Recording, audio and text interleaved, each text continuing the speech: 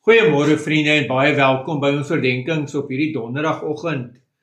En ja, ons is by Jesaja 38 vers 17.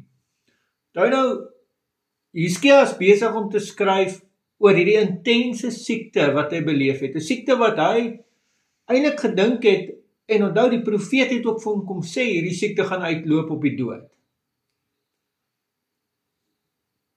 Hy het by die Here gaan pleit, die Here het van plan verander, en die Here het hom genees.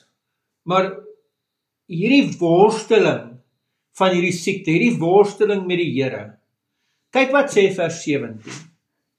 Kyk, tot vrede het my intense bitterheid gelei. U self het my lewe teruggehou van die kuil van vernietiging. Ja, u het al my sondes die rug toegekeer. Jo, wat 'n mooi beeld. Die Hebreëse idioom sê eintlik, u het al my sondes agter u rug gegooi. Dis wat God gedoen het. God het al my en jou sondes agter sy rug gegooi.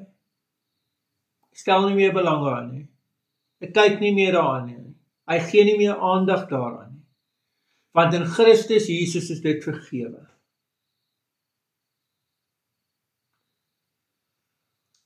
Mag jy dit vandag hoor?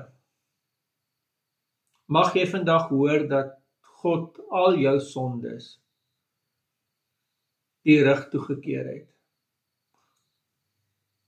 As jy dalk met hierdie intense bitterheid worstel met verskriklike dinge in jou lewe, mag jy ook beleef wat Hizkia beleef het, dat hierdie worsteling word uiteindelik 'n worsteling met God.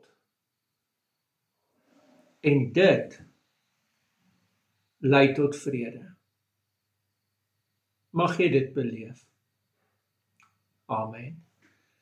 Here almagtige God, baie dankie dat ons sonde vergewe is.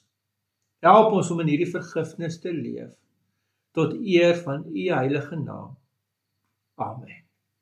Vriende, mag jy 'n baie mooi en ook 'n baie geseënde dag hê.